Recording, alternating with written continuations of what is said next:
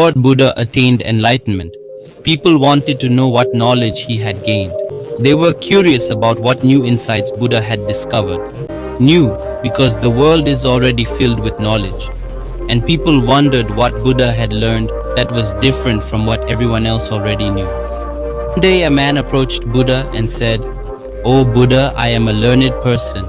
I have studied all the scriptures in depth. I have studied the Vedas and Puranas. I have engaged in deep contemplation and meditation. And I have heard that you too have attained enlightenment. I have come to learn what you have gained. What is this knowledge that we have all been unaware of until now? What have you attained, Buddha?" Hearing the man's words, Buddha smiled and said, "I have not gained anything. In fact, what I had has also gone." The man asked, "What has gone from you, Buddha?" Buddha replied, "Greed, attachment, illusion, avarice, jealousy, anger, desire, wishes, lust. All these have left me." The man then asked, "Then what have you found, Buddha?" Buddha said, "Nothing." The man then asked, "Why do people say you've attained enlightenment?" He continued, "Haven't you gained knowledge?" Buddha smiled and replied, "I haven't attained knowledge. Knowledge is everywhere, expressed in every particle. There's no need to attain it. I've only lost my ignorance. What remains after losing ignorance?" The man responded, "If there's no ignorance, only knowledge remains." Buddha asked, "When both knowledge and ignorance are gone, what remains?" The man fell at Buddha's feet and exclaimed, "Oh Buddha, I've never even considered this possibility." Buddha says, "Everything I had, I let go. After letting go of everything, I realized that the things I loved, the things I wanted to gain, weren't the truth. Then what was the truth that Buddha attained?" Buddha says, "I lost everything, and then I saw knowledge. But contrary to this, we all want to gain everything." Buddha talks about losing while we talk about gaining. We meditate. We seek knowledge, but are we truly ready to consider ourselves ignorant? After all, why would someone who's already knowledgeable need to acquire more knowledge? They're already wise, right? But here's the problem. We consider ourselves knowledgeable, yet still want to gain more knowledge. Is that possible? Knowledge can only be acquired by those who are ignorant. First, we need to understand what knowledge and ignorance really are. If you think carefully, you'll realize that what we consider knowledge is actually ignorance. Our so-called knowledge is our ignorance. For example, we think we know that we breathe to stay alive. But if you observe closely, you'll realize that we don't actually control our breathing. Breathing happens automatically. If we could control it, we'd be able to start and stop breathing at will. Then no one would ever die. If the dead could breathe, they wouldn't be dead. So it's our misconception that we breathe consciously. Since humans first appeared on Earth, we've been functioning in essentially the same way. Have you noticed? Rich or poor, everyone has the same basic emotions.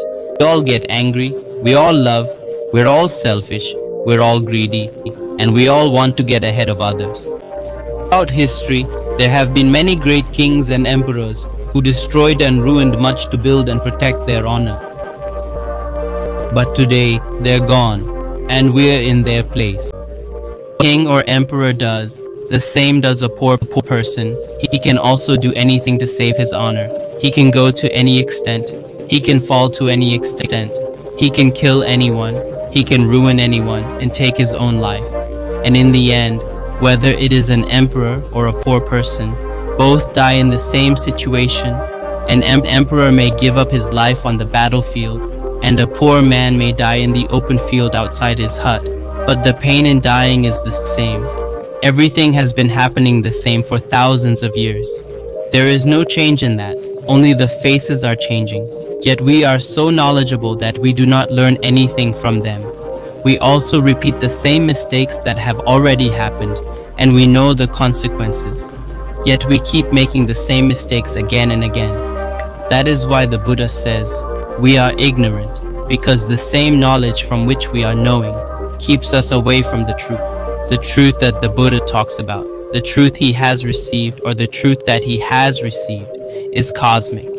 It is the same everywhere, at all times, in every situation. There is no change in it. But the knowledge that we have, the truth that we have, changes when the circumstances, time, and place change.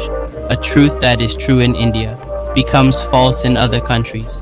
Just as love and there is a universal truth, it is the same everywhere. In every situation, it appears the same in every living being, whether it is a human being or an animal. Just as a mother loves her child, so does a cow to her calf. Love is beyond caste, religion, and physical appearance. That is why Buddha talks of love and compassion. But we do not understand the love and compassion that Buddha talks about. We also love. But do we really do? A husband says, "I love my wife very much." But after some time, the same husband kills his wife.